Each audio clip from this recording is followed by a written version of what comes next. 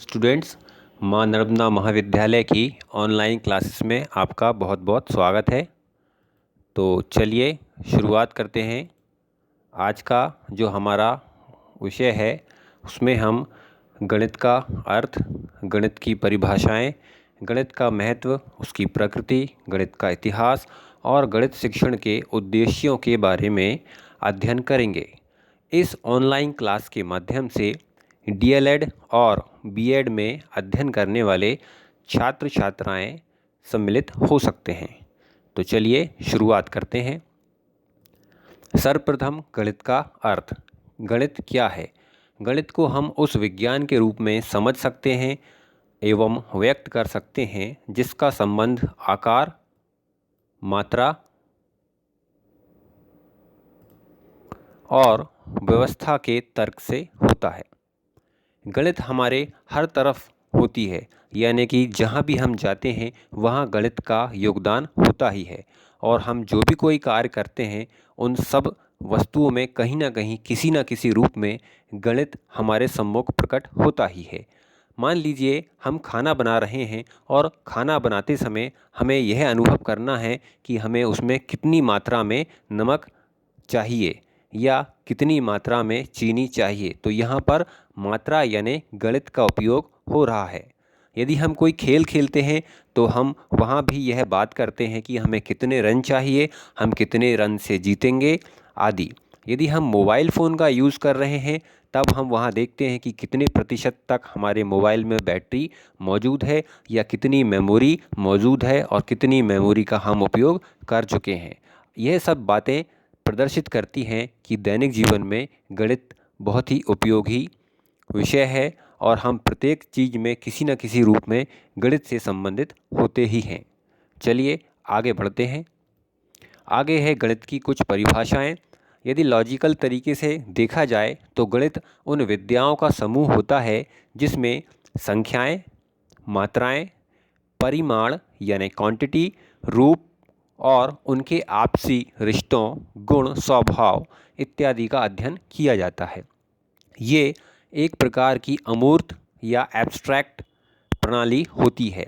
मैं आपको समझाना चाहता हूँ। अमूर्त, एब्स्ट्रैक्ट यानी ऐसी प्रणाली जिसका कोई रूप या जिसका कोई फॉर्म नहीं होता है। गणित का कोई फॉर्म नहीं होता है, गणित का कोई रूप नहीं होता है, वह एब्स्ट्रैक्ट होता है यानी समझा जाने वाला होता है, महसूस किया जाने वाला होता है। एक पॉइंट और कहा गया है कि गणित निगमनात्मक प्रणाली है, यानी कि गणित एक ऐसी प्रणाली है जिसमें नियम का सहारा लेकर कार्य को आगे बढ़ाया जाता है। कोई ना कोई नियम उस गणित के प्रणाली में उपयोग किया जाएगा।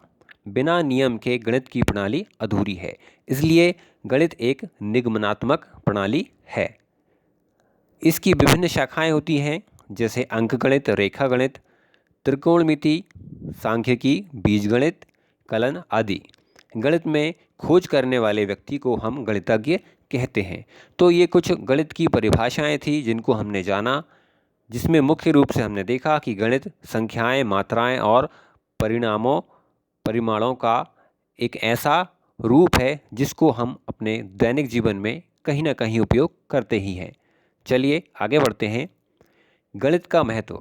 महान गणित खोजी अर्थात गणितज्ञ गाउस द्वारा बताया गया है कि गणित उन सभी विज्ञानों की रानी का स्थान लेती है। ये विज्ञान व प्रौद्योगिकी का सबसे महत्वपूर्ण उपकरण होता है। कोई भी अन्य विज्ञान जैसे कि फिजिक्स, केमिस्ट्री, एस्ट्रोलॉजी, साइंस आदि को गणित के बिना संभव नहीं है। गणित के बिना हम इन सभी विज्ञानों का प्रयोग नहीं कर सकते। मुख्य रूप से यदि इसके महत्व की बात करें तो विभिन्न शाखाओं का विकास भी इसीलिए किया गया है क्योंकि प्राकृतिक विज्ञान में इसकी आवश्यकता थी। तो गणित सभी विज्ञानों की रानी के रूप में प्रचलित है और सर्वमान्य है। यह था गणित का महत्व। चलिए आगे बढ़ते हैं।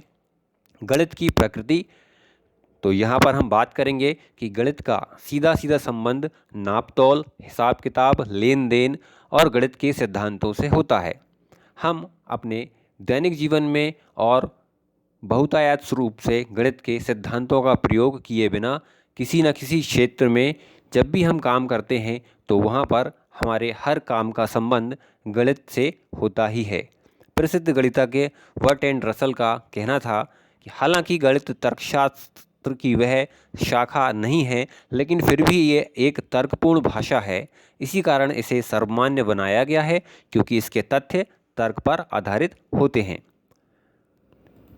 नेक्स्ट है कि गणित का इतिहास क्या कह रहा है। गणित का इतिहास इस प्रकार से है कि मानव ज्ञान की प्राथमिक विधाओं की यदि बात की जाए तो उसमें गणित भी शामिल है, और जितनी पुरानी हमारी मानव सभ्यता है उतना ही पुराना गणित का इतिहास भी रहा है। जैसे जैसे मानव का विकास होता चला गया है, उसी प्रकार से गणित की विधाओं और गणित की जटिलताओं का भी विकास होता चला गया है।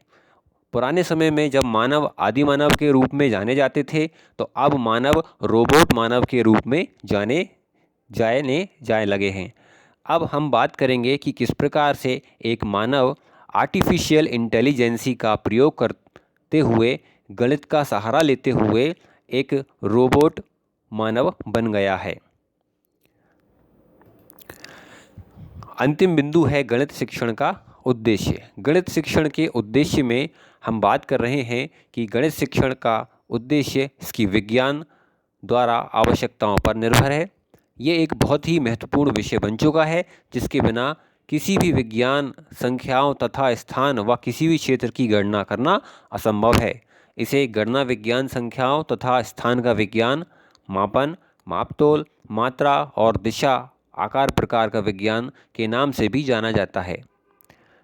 लोग इसे विज्ञान की रानी मानते हैं और इसी कारण से पूरे विश्व में इसे अनिवार्य कर दिया गया है। अब हम जानेंगे कि गणित शिक्षण के मुख्य उद्देश्य क्या हैं। यदि छात्रों को गणित का शिक्षण का अध्ययन करवाया जाता है तो इससे छात्रों की वोकैबुलरी यानी शब्दावली, संकेतों को पहचानना, अपने प्रत्ययों का निर्माण करना, सिद्धांत और प्रक्रिया की पूर्ण जानकारी देने में सक्षम बना सकते हैं।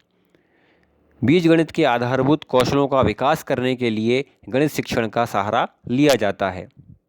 रेखागणित, ज्यामिति और कला संबंधी कौशलों का विकास भी गणित शिक्षण के द्वारा किया जाता है। यदि गणित शिक्षण का अध्ययन कोई छात्र कर रहा है तब उस छात्र में सोचने और समझने तथा विश्लेषण तथा तर्क करने की योग्यता विकसित हो जाती है। जीवन से संबंधित चीज़ों को आसानी से समझने की कुशलता छात्रों में प्रदान हो जाती है। आधुनिक युक्तियाँ जैसे कंप्यूटर, कैलकुलेटर आदि को समझने में इस प्रकार के छात्र सक्षम रहते हैं जो कि गणित शिक्षण का अध्ययन करते हैं। गणित के ज्ञान की प्रत्येक क्षेत्र में इसकी उपयोगिता की सराहना की गई है। छात्र के मस्तिष्क को एक प्रकार का अनुशासन प्रदान किया जाता है गणित शिक्षण के द्वारा। छात्रों को तकनीकी क्षेत्र के लिए तैयार किया जाता है, जैसे कि इंजीनियरिंग या टेक्नोलॉजी फील्ड। छात्र के वैज्ञानिक और वास्तविक दृष्टिकोण को विकसित किया जाता है तथा अंतिम बिंदु है कि छात्र का बहुमुखी विकास होता है। यानी कोई भी छात्र जब गणित शिक्षण का अध्ययन करता है तो वह मल्टी टैलेंटेड फील्ड में रहकर बहुमुखी विकास के द्वारा वह हर क्षेत्र में बहुत ही गुणवत्तापूर्ण कार्य कर सकता है। तो फ्रेंड्स, आज की इस क्लास में हमने गणित के कुछ परिप्रेक्ष्यों को यहाँ पर समझा। अगले वीडियो में हम इसी प्रकार की क्लासेस कंटिन्यू करेंगे। धन्यवाद।